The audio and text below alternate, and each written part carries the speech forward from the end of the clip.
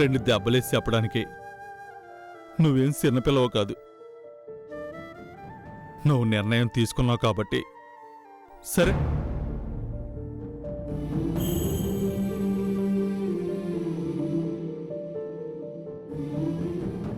కాకపోతే నాకు చిన్న సాయం చేసి పెట్టమ్మా.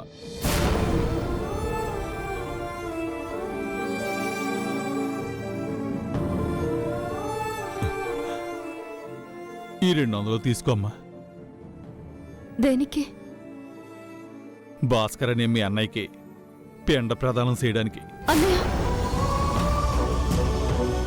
తోడబుట్టిన సెల్లులు కష్టాల్లో ఉంటే ఆదుకోవడం అన్నయ్య అని ఊడికి కనీస బాధ్యత. ఆ అవకాశం నువ్వు నాకు ఇవ్వనని చెప్పేశాక బతుకుండి సాయపడాలి. అదే నేను చచ్చిపోయాననుకో, నేను బతికలేను కాబట్టి నా సెల్లులకి కష్టంలో సాయపడలేకపోయాను అనే తృప్తి నాకు ఉంటది. నా మనసుకి నేను సర్ది చెప్పుకోవడానికైనా ఉంటది. పిండం పెట్టేయమ్మా.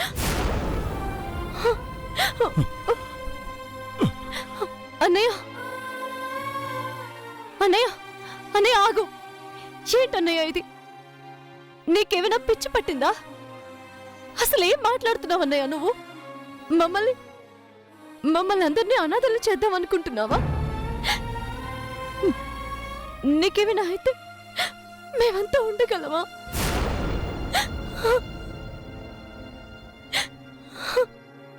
మరి నువ్వు కూడా ఇక్కడెలా ఉండిపోతానంటే ఈ అన్నయ్య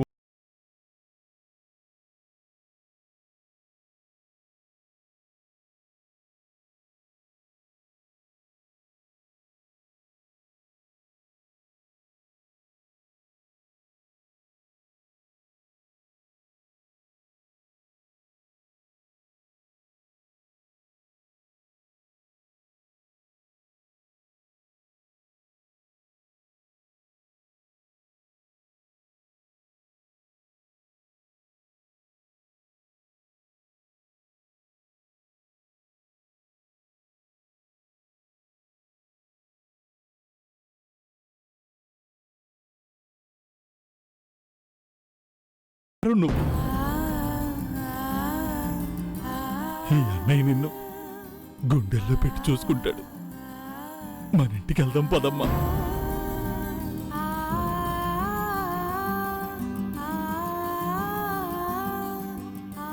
రామ్మ వెళ్దాం.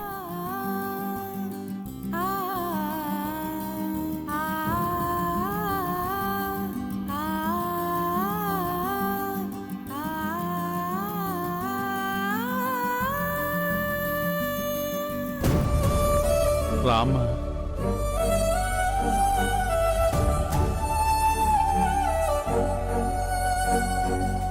ఆగు.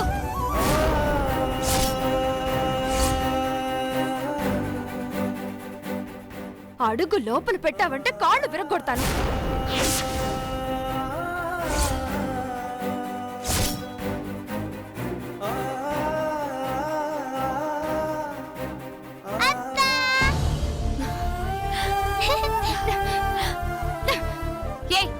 ఎవరని కత్త?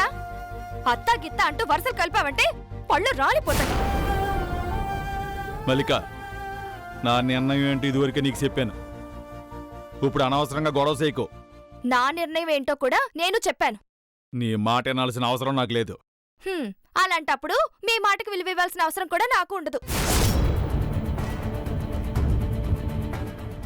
అయినా దాని పుట్టింటికి అది ఎప్పుడైనా వస్తుంది. అడగడానికి నువ్వెవరవే?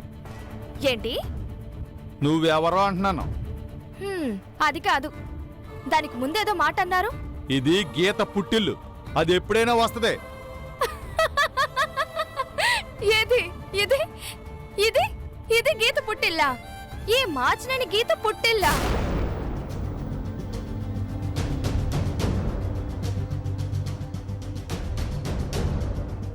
తలెత్తుకుని నడిస్తే గుమ్మం తలకి తగిలే ఈ ఇల్లు, చేత్తో తిప్పినా తిరగని ఫ్యాన్లుండే ఈ ఇల్లు, కాళ్ళు చాపితే గడపలు తగిలే ఈ ఇల్లు, కూర్చుంటే ఎప్పుడు ఇరిగిపోద్దో తెలియని వయసు అయిపోయినా కోళ్ళు అరిగిపోయినా మంచాలున్న ఈ ఇల్లు. మాజినేని గీత గారు పుట్టిల్లు అంటే మీరు నమ్ముతారేమో గాని మెడకాయ మీద తలకాయ ఉన్నవాడు ఎవ్వడు నమ్మడు. ఆ మాటకొస్తే నలుగురిలో ఈవిడే ఒప్పుకోదు. ఏమ్మా?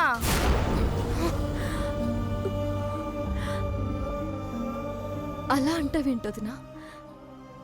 ఇది నా ఇల్లు కాదా? ఎలా అవుద్ది? మీది అద్దాల మేడలు పాలరాతి గోడలు ఉన్న ఇల్లు కదా. చిన్నప్పటి నుంచి నిన్ను పెంచి పెద్ద చేసి నీ తిండికి గుడ్డకి నీ పెళ్లికి ఉన్నదంతా ఊడ్చుకొని అప్పులు చేసి వాటికి ఇప్పటికీ వడ్డీలు కడుతూ రాయిలా అరిగిపోతున్నాడే ఈ మనిషి. 20 ఏళ్ళు ఈ గుమ్మంలో దేకి గొప్పింటి కోడలయ్యేసరికి మంచి చెడ్డ మర్చిపోయి కళ్ళు నెత్తి మీదకెళ్ళిపోయి నోటికొచ్చినట్టు కారు కూతలు కూసావు. ఇప్పుడు ఏ మొహం పెట్టుకుని ఈ ఇంటి గడుపు తొక్కుదామని వచ్చావు? ఆయనకి బుద్ధి లేకపోవచ్చు, నీకు సిగ్గులేదా?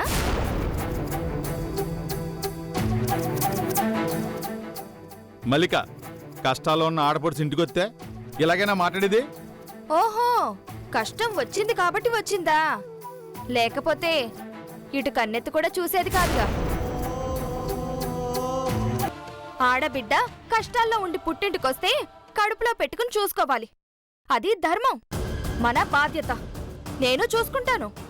కాని ఎప్పుడు అది ఆడబిడ్డలా ప్రవర్తించుంటే, పుట్టింటికి కనీస మర్యాద ఇచ్చుంటే. ఇచ్చిందా?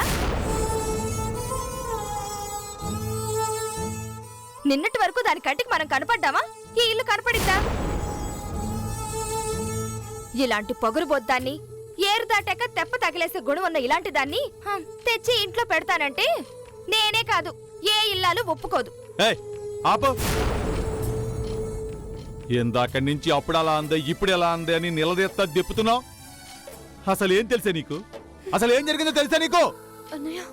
గీత అలా ఎందుకు మాట్లాడిందో నీకు తెలుసా? పెళ్ళై కొత్తగా అత్తవారింటికెళ్ళిన ఆడపిల్లని పుట్టింటోళ్ళొచ్చి ఇంటికి రమ్మని పిలవగానే ఎంత సంబరంగా ఉంటుందో ఆడపుట్టుకు పుట్టిన నీకు తెలీదా? మన గీత ఎందుకు అలా మాట్లాడిందో కొంచెం కూడా ఆలోచించవా? కారణం దాని మొగుడే. గొప్పింట్లో పెరిగినోడు ఈ పేదంటికి రావడానికి ఇబ్బంది పడుతుంటే రాను అని కరాకండిగా చెప్పెత్తే అందరూ తన భర్తను తప్పు పట్టకూడదు అని మొగుడు పరువు కాపాడుకోవడానికి ఆ మాటలు మాట్లాడింది. పడ్డ నీకే అంత బాధగా ఉంటే అలా మాట్లాడడానికి తనెంత బాధపడి ఉంటుందో చిన్నతనం నుంచి తన మనసేంటో పూర్తిగా తెలిసి నాకు తెలిసే. నేను నమ్మను. నువ్వు నమ్మాల్సిన అవసరం లేదు. అన్నయ్య, ఒక్క నిమిషం ఆగు. జరిగింది ఇప్పుడు చెప్పాల్సిన అవసరం లేదు. ఎవరిని నమ్మించాల్సిన అవసరం లేదు. నేను అనడం నిజం, మీరు పడడం నిజం. అయిపోయింది. ఇప్పుడు మళ్ళీ నా గురించి మీరిద్దరు గొడవలు పడడం నాకు ఇష్టం లేదు. నేనిక్కడుంటే అవి ఆగవు. నేనే వెళ్ళిపోతాను. నువ్వెక్కడికి వెళ్తావమ్మా? ఏట్లోకి జోడించి కొడతాను. అత్తా, నువ్వెళ్తే నా మీతోటే.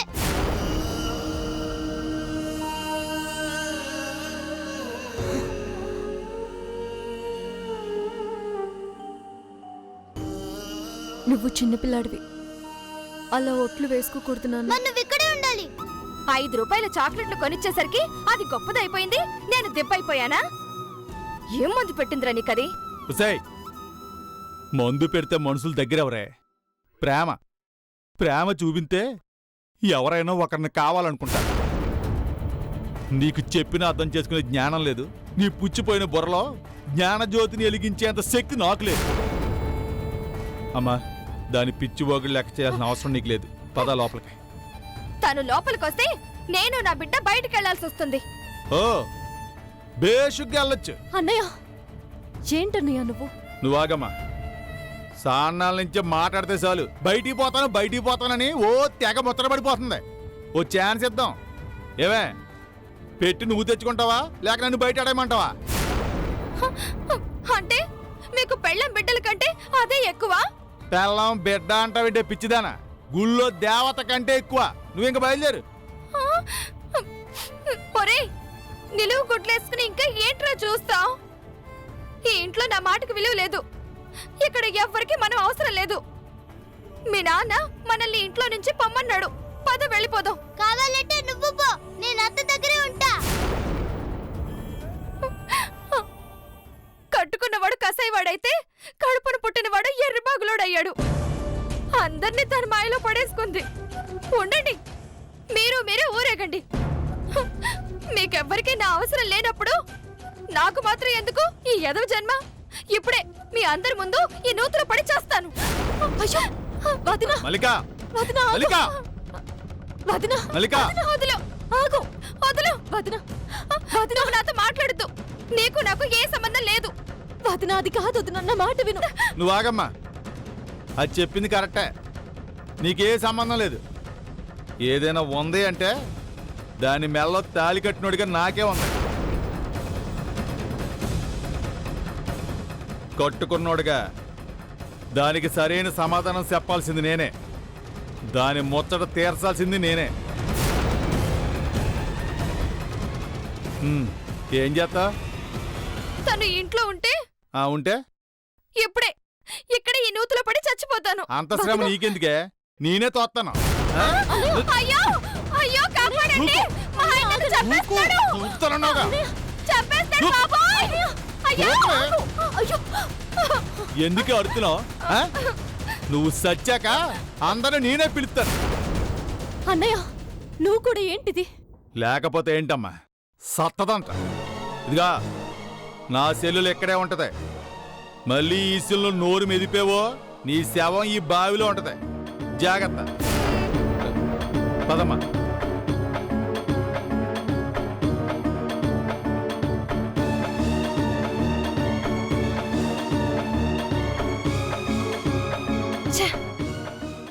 చస్తానని బెదిరించినా తెగేస్తే ఇంకెలా చచ్చేది? అయినా నన్ను బెదిరించి దాని ఇంట్లోకి తెచ్చేస్తే అయిపోయిందా? ఈ రోజు నుండి సూటిపోటి మాటలతో దానికి నరకం అంటే ఎలా ఉంటుందో చూపిస్తా. దానంతటదే గోడ దూకి పారిపోయేలా చెయ్యకపోతే నా పేరు చేసిన తర్వాత చెప్తాను.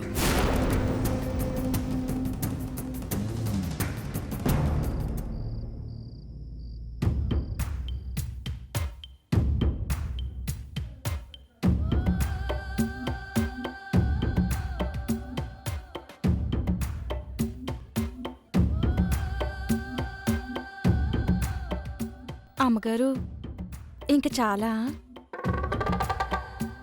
అమ్మగారు, అమ్మగారు, ఏంటే కాళ్ళు పట్టడం ఇంకా చాలా అమ్మా. ఇప్పటి వరకు కాళ్ళు పట్టావా? గంట నుంచి పడుతూనే ఉన్నానమ్మా. మీకు తెలియలేదా? ఇదే కాదే, ఇంకేమీ తెలియట్లేదు.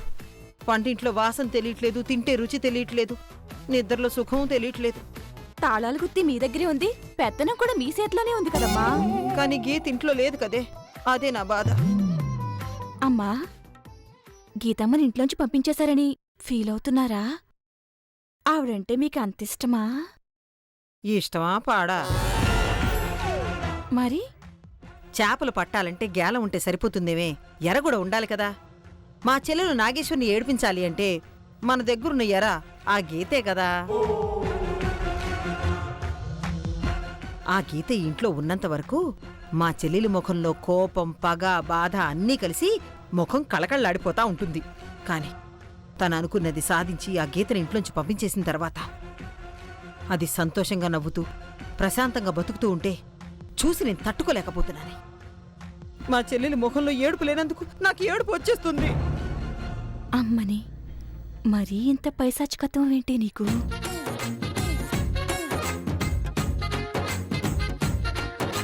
అమ్మా, చెల్లెలు ఏడుస్తుంటే బాధపడే అక్కని చూశాను కానీ చెల్లెలు ఏడవడం లేదని ఏడ్చి అక్కని మిమ్మల్నే చూస్తున్నానమ్మా. ఏమైనా సరే ఏదో ఒకటి చేసి మళ్ళీ ఆ గీతని ఇంట్లోకి తేవాలి. ఇంకా పప్పులే ఉడకవలేంటమ్మా. గీతం ఇంట్లోకొస్తే ఒప్పుకోనని ఆ నాగేశ్వరమ్మ గారు కారాఖండిగా చెప్పేశారు కదా. ఆ సీనయ్య గారిని కూడా మాట్లాడనివ్వకుండా నోటికి తాళం వేసేశారు. ఇంకెలా తెరుస్తారమ్మా? పిచ్చిదానా, బ్యాటరీలు అయిపోయాయని రేడియో పారేసుకుంటావా? కొత్త బ్యాటరీలు తెస్తాం, పాటలు వింటాం. ఇక్కడ కూడా అంతే. కొత్త రూట్లో వెళ్తాం, గీతం తెస్తాం, నాగేశ్వర్ని టార్చర్ పెడతాం. మీ డైలాగులేంటో రియాక్షన్లేంటో అస్సలు అర్థం కావడం లేదమ్మా. అన్ని డైలాగులకి ఒకే రియాక్షన్ ఇవ్వడానికి నేనేమన్నా రత్తాలనా? మాచినేని లోకేశ్వరి. ప్రతి డైలాగ్కి ఒక రియాక్షన్ ఉంటుంది. ప్రతి రియాక్షన్ వెనకాల ఒక యాక్షన్ ఉంటుంది. ఆ ఆపరేషన్ గీత ఎలా మొదలు పెడతానో చూస్తూ ఉండు.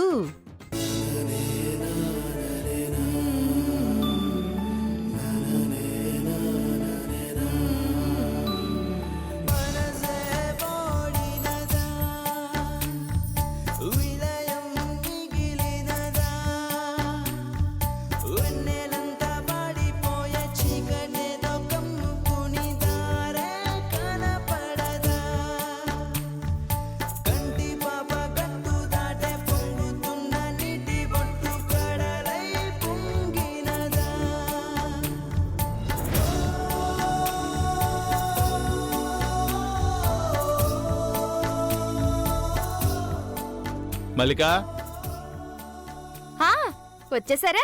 భోజనం పెట్టమంటారా? నా సంగతి తర్వాత. గీతకి అన్నం పెట్టావా? ఇప్పుడే అన్నమైంది. నెయ్యి వేడి చేస్తున్నాను. కొత్త ఆవకాయ కూడా అటక మీద నుండి దించాను. తనకిష్టమని ముద్దపప్పు చేశాను. ముద్దపప్పులో ఆవకాయ కలిపి నెయ్యి వేసి చిన్న చిన్న ముద్దలు చేసి గోరు ముద్దలు తినిపిద్దామని అనుకుంటున్నాను. మీరు వచ్చారు. ఈ ఆటకారమా? నేను నీ ఇంట్లోంచి గెంటేస్తే నువ్వు నీ పుట్టింటికి వెళ్తే అక్కడ మీ వాళ్ళు కూడా ఇలా మాట్లాడితే బాధ అంటే ఏంటో తెలిసేదే నీకు. అయ్యో రామచంద్ర, ఇదెక్కడ గొడవండి? దాన్ని చూడను అంటే తప్పంటారు. ప్రేమగా గోరు ముద్దలు తినిపిస్తాను అంటే ఎటకారం అంటారు. నేనేం చేసినా తప్పంటే ఇంక నేనేం చేయను? నువ్వేం చెయ్యక్కర్లేదే. నిన్ను అడిగాను చూడు, దానికి నీ చెప్పు తీసుకుని నన్ను నేను కొట్టుకోవాలి. మీ చెప్పులు ఉన్నాయిగా. ఛీ!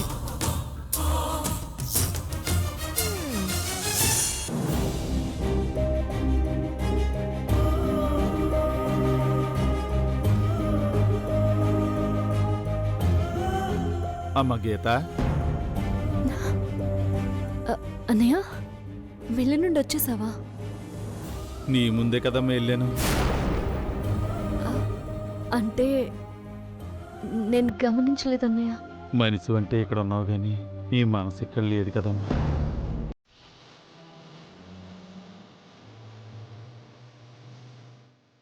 అమ్మ గీత, మనకు 100 సమస్యలు ఉండొచ్చు.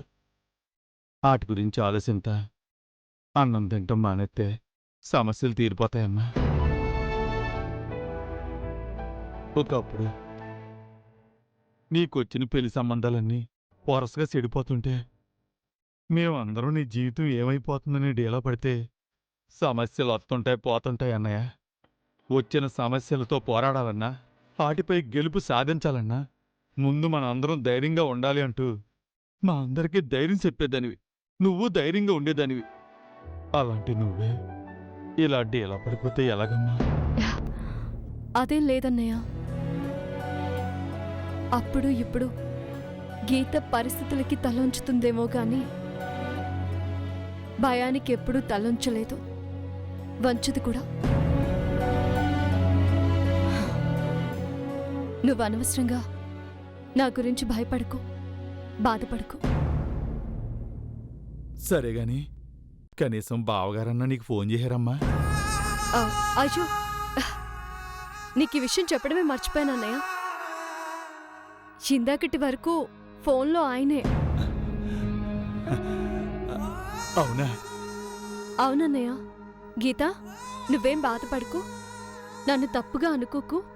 అమ్మ మాట ఎదిరించలేక మాట్లాడలేదు కానీ నువ్వంటే ప్రేమ లేక కాదు. 2 రోజులు గడిస్తే అమ్మ కోపం తగ్గిపోతుంది. నేను తనకి నచ్చ చెప్పి నీ దగ్గరికి వస్తాను. పెళ్ళైన కొత్తలో నువ్వు రమ్మంటే నేను మీ ఇంటికి రాలేదు కదా. ఇప్పుడు వస్తాను. నీతో పాటు 2 రోజులు మీ ఇంట్లోనే ఉండి తర్వాత మన ఇంటికి వెళ్ళిపోదామని ధైర్యం చెప్పారు. నువ్వు ధైర్యంగా ఉండు. టైంకి భోంచెయ్యి, నేల మీద పడుకోవద్దు, మంచులో తిరగొద్దు అంటూ జాగ్రత్తలు కూడా చెప్పారు.